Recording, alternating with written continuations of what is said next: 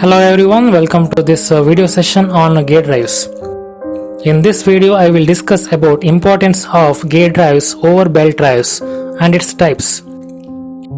In case of rope and belt drives, we have seen that velocity ratio transmitted cannot be exact due to the slip of rope or belt on the pulley.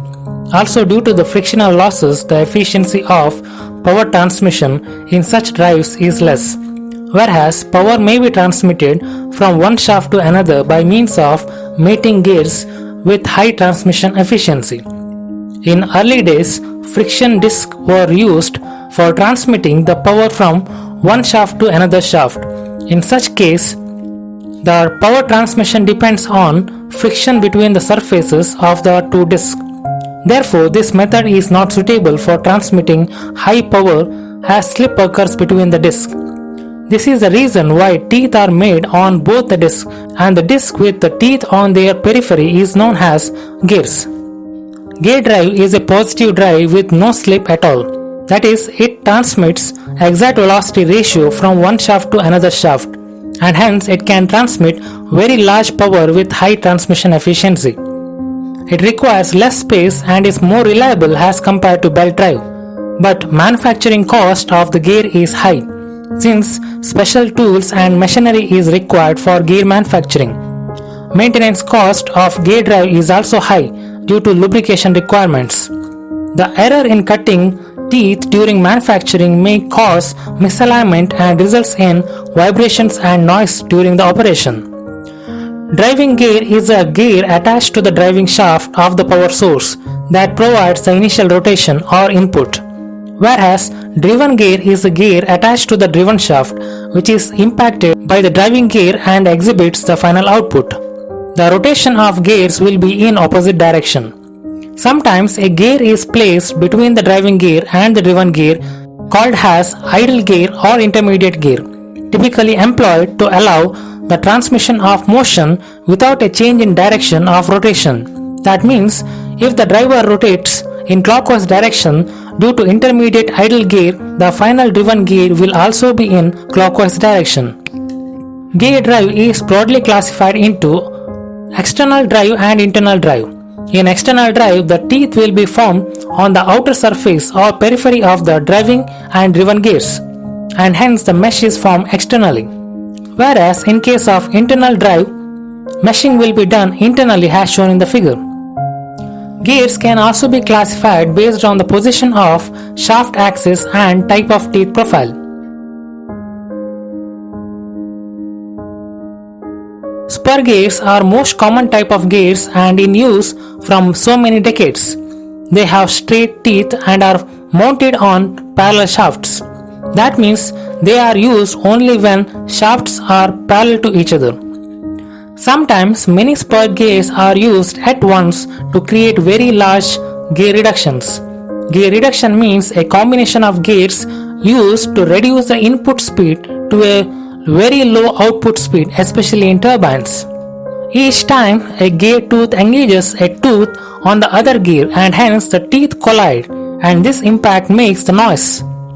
It also increases the stress on the gear teeth. Because of these reasons, the spur gear creates loud sound sometimes. Disadvantages of spur gears are the amount of stress experienced by the gear teeth and the noise produced during high-speed applications. This type of gear is used for a wide range of speed ratios in a variety of mechanical applications such as clocks, pumps, watering systems, power plant machinery, material handling systems, and cloth washing and drying systems. Similar to spur gears, helical gears are used in parallel axis configuration with mated gear pairs, but if aligned properly, they can be used to drive non-parallel and non-intersecting shafts. The teeth on helical gears are cut at an angle with respect to face of the gear.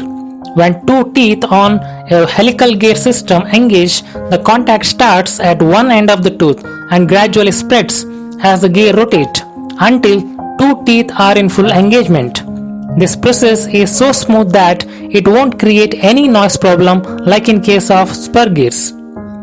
As helical gears are capable of handling high speeds and high loads, they are suitable for same type of application as spur gears, such as in case of pumps and generators. Their smoother operation also suits them for automobile transmissions where spur gears are typically not used. Because of the angle of the teeth on helical gears, they create a thrust load on the gear when they mesh. A thrust load is a type of force that acts in the axial direction of a helical gear. Devices that uses helical gears have bearings that can support this thrust load. One interesting thing about helical gears is that they can be mounted on perpendicular shafts by designing with proper angle and adjusting the angle by 90 degrees.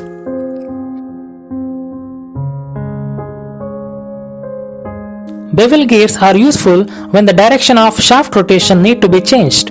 Bevel gears are conical shaped gears with teeth placed along the conical surface.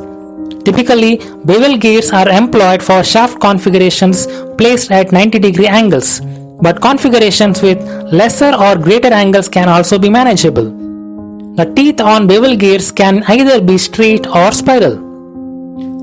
Straight bevel gears are most commonly used type of bevel gear designs due to its simplicity and consequently its ease of manufacturing. Their teeth engage together all at once rather than gradually, and due to this, problems identified in spur gear can also be seen in this design.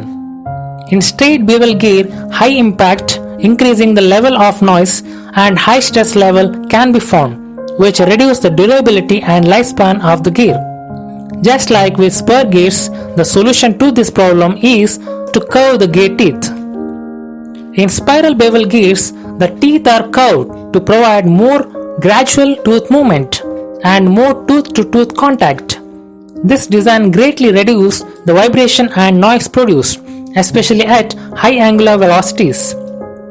As in case of helical gears, these gears are also more complex and difficult to manufacture, and consequently more expensive, but offer great tooth strength, smooth operation, and lower level of noise during the operation. Worm gear pairs are comprised of a worm wheel, typically a cylindrical gear paired with a worm, that is, a screw-shaped gear. These gears are used to transmit motion and power between non-parallel and non-intersecting shafts. Worm gears are used when large gear reductions are required. Specialty of worm gear pair is the worm can easily turn the gear, but the gear cannot turn the worm. This is because the angle of the worm is so shallow that when the gear tries to spin it, the friction between the gear and the worm holds the worm in place. This feature is useful for machines such as conveyor systems, in which locking feature can act as a brake for the conveyor when the motor is not turning. Some of the disadvantages of the worm gear are low transmission efficiency and the amount of friction generated between the worm wheel and the worm gear, which requires continuous lubrication. Rack and pinion gears are comprised of a rack with teeth and a cylindrical gear referred to as pinion. The rack can be considered as gear of infinite radius and is constructed with straight teeth cut or inserted on the bar surface. In these gears, rotational motion can be converted into linear motion, or linear motion can be converted into rotational motion. Some of the advantages of this gear drive are the simplicity of the design and the low cost of manufacturing with high load carrying capacities. But transmission cannot continue infinitely in one direction as the motion is limited by the length of the rack. Some of the common applications of rack and pinion gear pairs include the steering system of the automobile and transfer systems. Velocity ratio of the gear train or gear drive is defined as the ratio between the speed of the driver to the speed of the driven, or it can also be defined as the ratio between the number of teeth on driven gear to the number of teeth on driver. We will discuss about velocity ratio in two cases. One is simple gear train and second is compound gear train.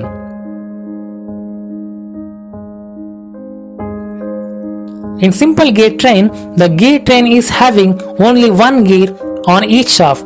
When the two gears meeting together, they rotate in opposite direction to each other. Gear 1 is the driver, gear 2 is the driven, and the motion of the gears is in opposite direction. N1 and N2 are the speed, T1 and T2 are the number of teeth considered for gear 1 and gear 2 respectively. Speed ratio or velocity ratio can be written as N1 by N2 is equal to T2 by T1. Train value is the reciprocation of speed ratio. That means N2 by N1 is equal to T1 by T2. If we want to change the direction of the output gear, then an idle or intermediate gear placed in between the two gears. Motion transmits from gear 1 to gear 3 through the intermediate gear, gear 2. N1, N2 and N3 are speed, T1, T2 and T3 are number of teeth of driver gear, idle gear and driven gear respectively. Gear 1 and gear 2 becomes pair 1, gear 2 and gear 3 becomes pair 2. The velocity ratios will be written separately as N1 by N2 is equal to T2 by T1 and N2 by N3 is equal to T3 by T2 respectively. Now the velocity ratio of the gear drive will be calculated by multiplying the ratios as shown, and finally we'll get N1 by N3 is equal to T3 by T1.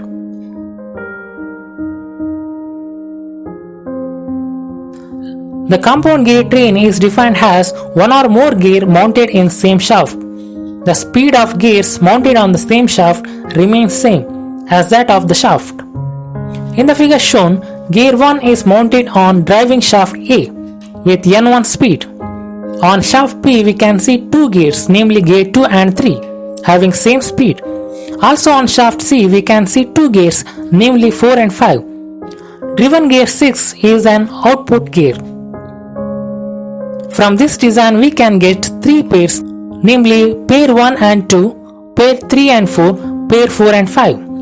And the speed ratio for all these pairs can be written like this.